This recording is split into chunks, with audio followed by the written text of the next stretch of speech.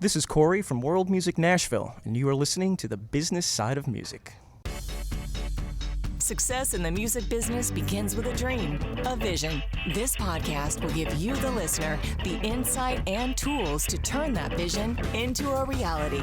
Meet the industry professionals who work day by day behind the scenes, helping to make those dreams come true. Welcome to the business side of music. Hey, this is Bob Bender, and you're listening to this edition of The Business Side of Music with my partner in crime and co-host, Vinny Rebus. Welcome, Vinny. Howdy. All the way from across the table there. We're actually doing something a little different today. This is kind of cool. We're at World Music Nashville. It's a music store here in Nashville, Tennessee, but it's also got a really kind of a cool vibe. It's got also a little intimate venue, 70 or 80 seats, I think. Vinny actually went through and counted each seat individually earlier. So, but it's a really kind of a neat place. We're real glad to be here. So a shout out to World Music Nashville. If you ever make it to this part of town, it's 7069 Highway 70 South. Come in and say hi to Corey, and I think is it Danny's? Danny. So please come in and say hi to those folks. Today, we've got a couple really neat ladies here. When Channing Moreland and Mackenzie Stokel, they met at Belmont University, they were both already crazy about live music. It wasn't long before the two music business majors were organizing everything from large house parties to small festivals. My hat's off just for doing that. The music and the people part was really fun. The messy details and the paperwork and uncertainty part, not so much. At moments like these, you can either fight the system or fix it. So they got serious and formed a company. Then one day, their little startup was chosen for Project Music, the planet's first music tech incubator. We're going to have to hear about that one just in itself. Imagine being two college students surrounded by heavyweight label heads, booking agents, and marketing types. I would call that fearless.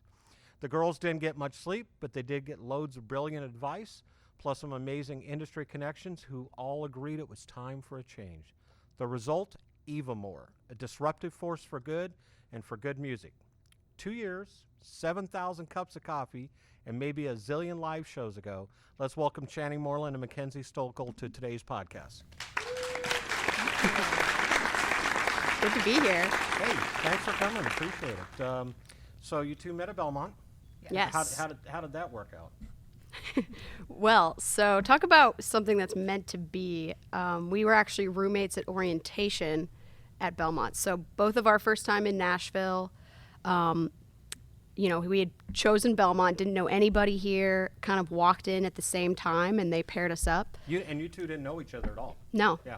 Not at all. First person I met in Nashville. Yep. And then we lived on the same floor our freshman year, so we got to hang out a lot and became friends right away. Very good. So you went through the business music courses at Belmont along with everything else you had to do. How did this idea? Well, first of all, let's back up a second. Your two music business majors. How did you get into organizing? I kind of get the house party type thing at college, but how about the small festivals? That in itself is not a small undertaking. We really just found that we loved live music so much ourselves, and there was a lot of just amazing talent at Belmont. We realized that we kind of like to be on the other side of it and watching our friends grow and perform as musicians, and we wanted to lift them up and help them as well. And so we started just putting on shows to, kind of help promote our first initial business idea, but then we just found through doing that we just loved putting on events the most. And so promo became our favorite part. Were you working with local acts, or were you working with some name talent, or? Yeah. Mostly local acts. Yeah. Most of the bands we booked were our friends at Belmont even. Right. And we would help them get booked at venues, and then so we started having relationships with venues that we would then book other talent for them, and kind of just spiraled into finding other people that were having the same problem as us. As far as booking music. Is this something you both kind of set out to start to do, or did it just fall into place, or how did this happen? I came to Nashville as a songwriting major at Belmont, and she was music business. And then we both picked up, she double majored in entrepreneurship, I minored, when we started really getting into the business side of things. Yeah. But I was in no way planning to be on the business side. I thought performing was going to be where I was focused on. Yeah. So you started doing festivals, and now you've branched out, from what I understand, into necessarily bigger and better things, but you're working with acts and getting them into colleges. Is that correct? Yeah, absolutely. So we facilitate the booking process for private events. So anything from corporate events, weddings, and especially right now focused on college campuses. Right. So we can get really any size act on campus through our relationships with students and campus reps that we have, and really just make that easier for them to get someone there. And is there a certain part of the college campus that you're working with? Definitely Greek life. Fraternities and sororities have been probably 70% of our business up until now. And we really took our knowledge from putting on all these events in school, and also wanted to bring technology into the mix as well. And so the main thing is that we built a platform that allows, to automate this process. And we wanted to do that so this could really scale, and it could be easier for amateur event planners like we were becoming. Let's talk about that, the technology aspect of what it is. Was this something that was already created, or do you have to invent it yourself, or was it something that was there and you made better? Yeah, there was similar things that existed, similar technologies that we kind of, really did a lot of research on and kind of figured out how different service platforms can match up people who need something from each other. Just like an Uber or Airbnb, there's two parties, they want something, how do we connect them? So basically, we kind of really did build our platform from scratch. I mean, you touched on something that I think a lot of people don't understand. When you have something like Uber or Lyft or Airbnb, Uber right now is the largest taxi provider in the world, and they don't own a single vehicle. Airbnb, they're now saying, is going to be one of the largest hotel providers or lodging providers. Don't own a single piece of property. Yeah. So is that along the same lines of what you two are providing? Exactly, yeah. Yes, technically this could be the largest booking agency with us not having a single brick and mortar or a single agent. Wow. So how does that work then? Can any act just get on there and sign up, and you're just going to put them in the colleges? What's the procedure for that, especially for the artists that are interested in that? Especially starting out, and with how small we really are, just team-wise, we did want to be careful with how we onboard artists, and we did want to differentiate ourselves from the Craigslist model. You want to have that vetted talent and that validation that these artists should be on this platform. And so we've developed an application process, and we only accept certain artists and genres at certain times when needed, when we grow out our regions. How do you vet them? So we really just look for tour experience. This can't be your first live show ever. You have to have fan bases in certain markets that we are growing in as well. It helps a lot if they already have an existing fan base that we can book them in. And also just kind of social media. We can kind of tell pretty easily how much an artist can grow based on following, and also just genres. We kind of have a certain number of genres that we need to fill. We don't want to have more than enough. Outside of, I'm assuming when you say social media and you're researching, you look outside of Facebook, you're looking at other platforms also that they're involved in. What would those be? I mean, anything, Twitter, YouTube, SoundCloud, Spotify. Gotcha. Looking at their tour schedule, how much they've done, if they're comfortable in the market. Well, so we're obviously in Nashville here. What are some of the other markets that you're in right now? So we are in pretty much the Southeast and Midwest. That's really where we're focused. On college campuses, we are on, Auburn, Tuscaloosa. We're in Oxford, Mississippi at Ole Miss. Knoxville, Louisville. Some southern Indiana schools. So when you say we're in, what does that mean? We have campus reps there at least. So we have a presence where we have kind of boots on the ground, people selling for us. Is that a student? Yep. So are you looking for more reps? Always, absolutely. Yes. And that's usually someone who would be a customer of ours as well. So they kind of understand the pain points and can really work with us from the start and kind of help us grow on that campus. This is Bob Bender, and you're listening to the business side of music. You're listening to the business side of music. Hi, this is Bob Bender, president of Bob Bender Productions. Since 1987, our company has provided consultation and artist direction services for recording industry artists. If you're looking to take your music career to the next level, or simply need advice on jump-starting a project or marketing one that's been completed, then we're here to assist you with over 40 years of experience in the entertainment business. We offer individual or group sessions, in person, or over the phone or Skype consultations. Feel free to call our office at 661-326-1140 or email us at info@bobbenderproductions.com for more details. You're listening to the business side of music. So we're back. We're with Channing Moreland and Mackenzie Stokel, who are with Eva Moore. Before we went to the break, we actually were just getting into campus reps. That's obviously front line for you two when you're in these going into these colleges. So not only are you vetting the acts and researching, you're obviously having to vet these campus reps too, I would assume. Yes. So far, it's been a pretty natural process for us. Like Mackenzie said, these students might start out as a customer to us, and we just, really see some, key characteristics of them that we see would do well with Eva Moore, and we offer them, this commissioned opportunity, and they really, since they understand the market, they were a customer, they can see, how much Eva Moore can help, and that's been really helpful. And then they kind of branch out and bring in people for referral, and it really has grown organically so far. Are you finding it easy or difficult or somewhere in between to find these people, or are they coming to you, or are you having to go out and find them, or or does it work both ways? Definitely both ways. Mm-hmm, It's yeah. been relatively easy to find the right people. We've of course made a lot of mistakes, just figuring it out so far, but this has really been the, kind of the second semester of trying it out, and we feel like growth has been doing well. Yeah, totally. So what was day one like? You created this baby, it kind of, it sat in the incubator, you talked to some people, you did some research, and then you pulled the trigger.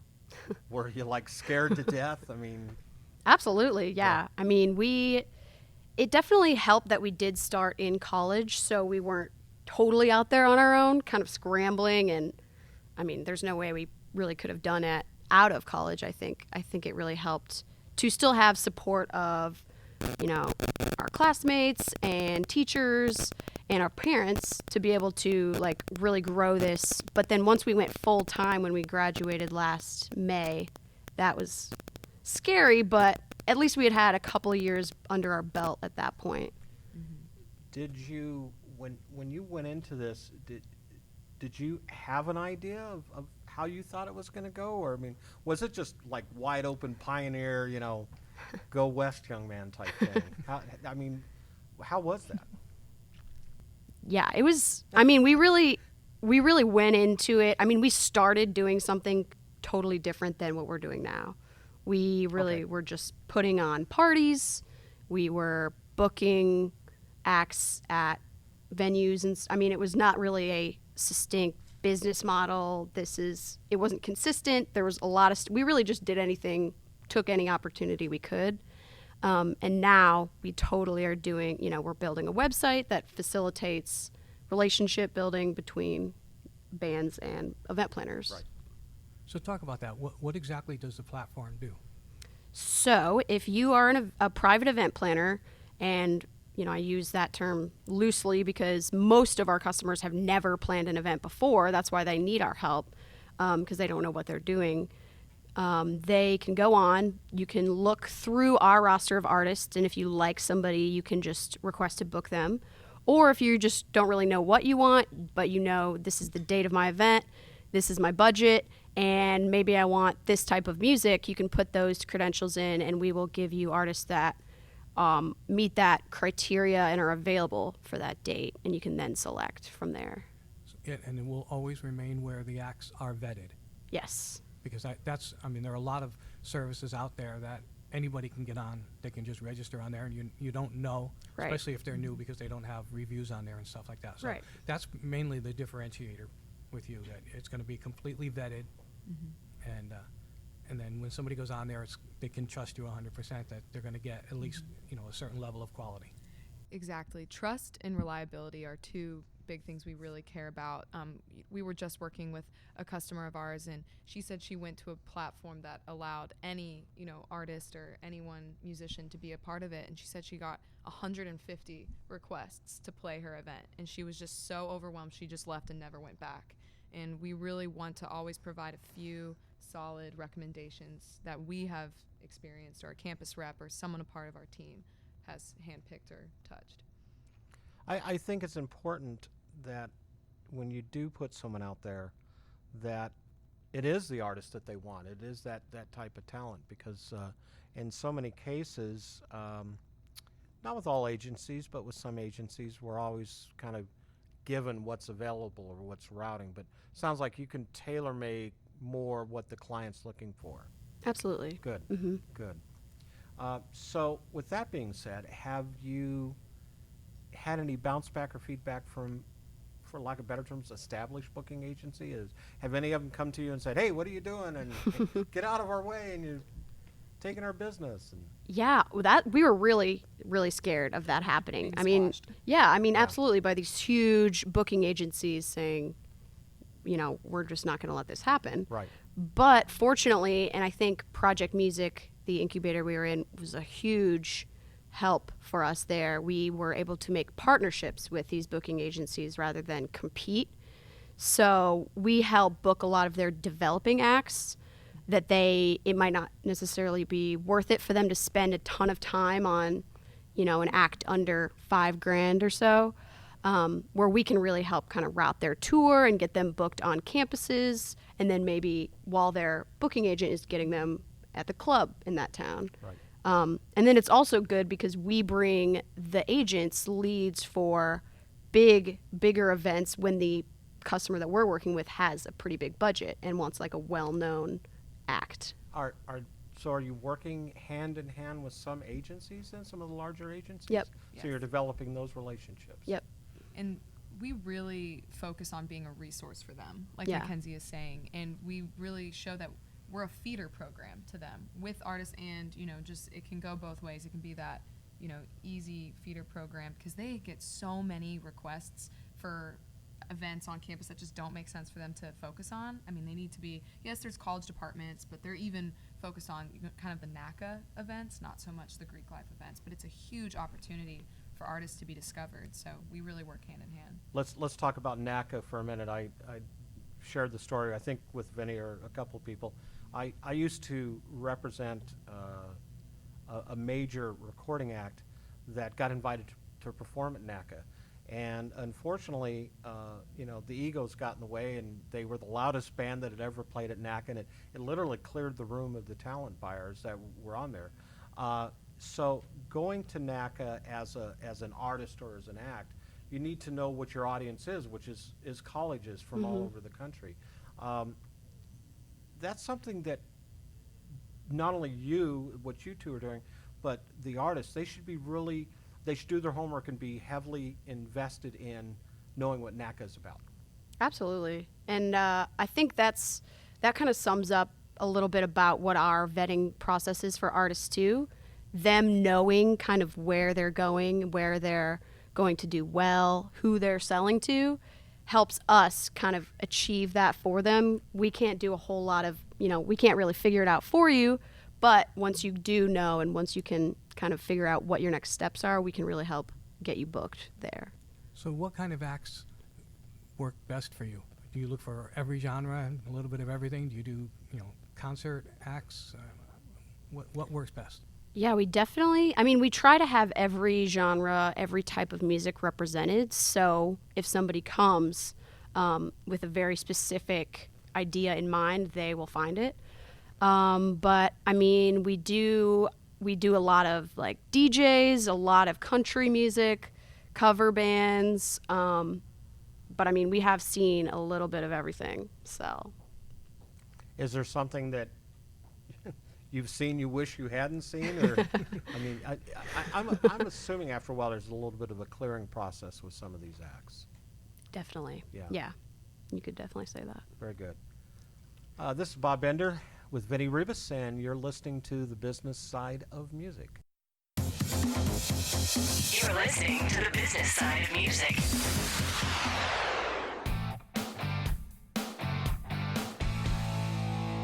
Hi, this is Vinny Ribas, the founder of Indie Connect.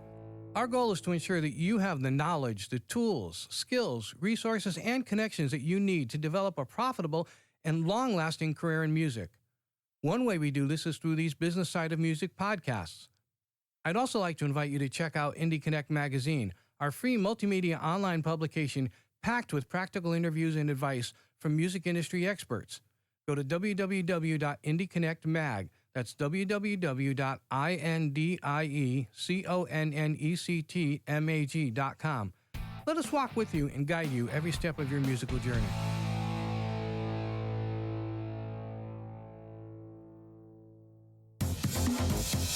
You're listening to the business side of music. So we're back. We're here at World Music Nashville, which we've got a nice audience here today. This is kind of cool to have. Let's give them a nice round of applause for being here. Appreciate it. This is kind of cool. Vinny set this up, and we're glad to be here. I want to touch base on something we haven't talked about yet, which is project music. This was, from what I read and what I understand, your company was chosen by these folks for project music. Tell us a little bit about that. Yeah, Project Music was really the first of its kind, a music tech accelerator in Nashville, and it was really exciting because some of the major players in the industry, like CAA, CMA, about 7 or 8 companies invested into a pool to say, okay, let's go invest in 8 up-and-coming music tech companies and see what happens. So it was a 14-week-long program out of the Entrepreneur Center downtown, and it was incredible. There was a lot of applicants, and we were chosen as one of the 8, and it was an incredible experience for us. It was grueling going to school at the same time, but it was 100% worth it, and that's really where we were able to, meet and foster all of our relationships with our advisors, connections to investors, and really just learning about what this needed to look like platform-wise. How were you chosen for that? I mean, there had to have been a lot of people trying to get their foot in the door with project music. How were you two chosen? From what we heard, it was a very lengthy process of being chosen, and it was just a really long application. And apparently, it took quite a few meetings on their end to really, get the number to 8 and decide. But I really don't know how they chose. I'm thankful that we were. Yeah, you obviously had your game plan together to get into something like that. What's the next step for Eva Moore? What do you have? What's your 12-month plan here? Yeah, so we raised an investment round in September of 2016, and that was really to validate our tech, to build it out, to build out the pieces that we couldn't initially do in our first run through, and to really just show traction and engagement on the platform. And we've done that, and now we're growing and we're scaling out, really starting to pick it up, and we've figured out what our processes look like now. And so it's really just about scaling it, growing it, and then just actually trying to get some more revenue too. Do you have a set roster of so many acts that you're going to work with, or is that kind of a living and breathing organism there that as it grows or it scales back just as you needed to? How are you figuring that out? Yeah, it does change a good bit. I'd say we've got about 75 acts that we are very confident in. We've worked with them before. We know they have experience in these markets.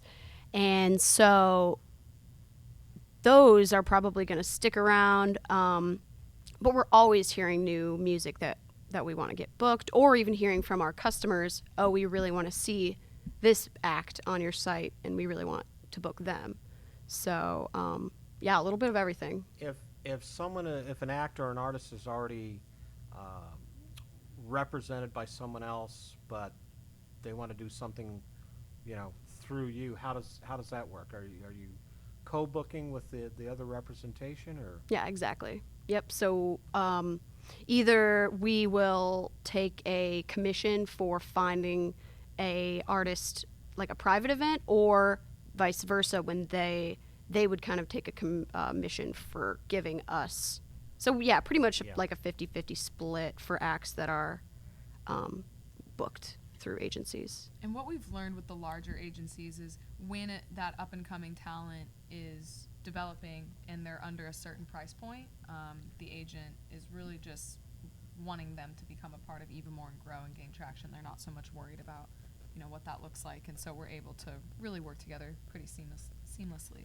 Is there any type of artist or genre of music you won't work with?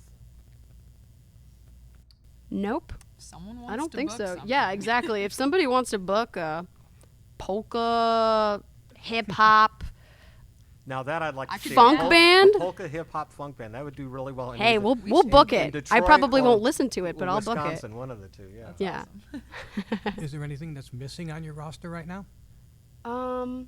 I think we've done a pretty good job kind of filling out all of the genres. If anything, maybe a little more, we could use a little more reggae, a little more funky, kind of like full band.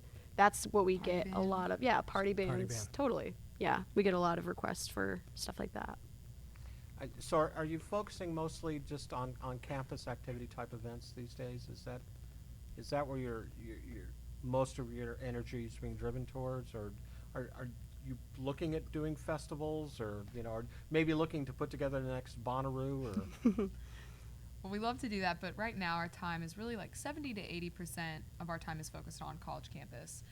Actively, though, really putting the other time to growing, our next verticals of other event opportunities with private events, corporates, destination management companies, really just looking so we can keep scaling at a good rate.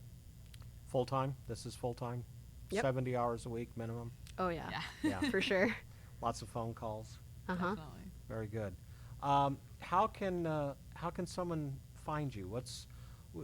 Especially if it's acts that are looking to maybe become a part of your roster. Sure. How do they find you, and what do they need to do? What type of materials do they need to provide? It's all on the website, so you can go to evamore.co, evamore.co. And I've got to stop you right there by saying I went to .com and wound up in Yep. a totally different universe. We're working on that. Yeah. Yes. Yeah. Hopefully we'll have the .com soon. Yeah. But But it's- until so it's then, you can .co, .co, and there's an artist application right on there.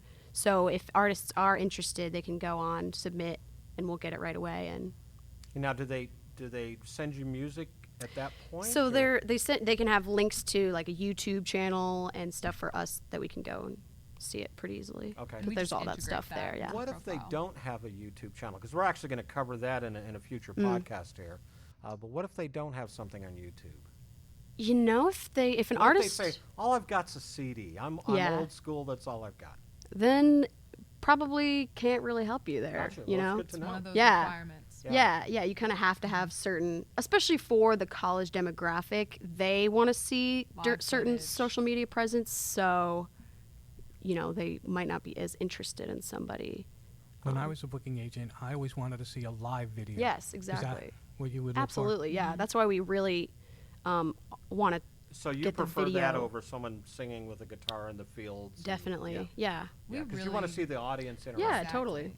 We really require that because it's the first thing, most of our customers go to look at. They're like, well, how is this artist engaging with the audience? How are Yep. they interacting? It's important to them. Yeah, I think it would be important if they played in front of a college, so it was the right audience, and you can actually see that on the video. If they could do something like that, then you've got the right demographic and see that reaction. Exactly. Yep. They need to invest some time and energy on their part before they even get to you. Yeah.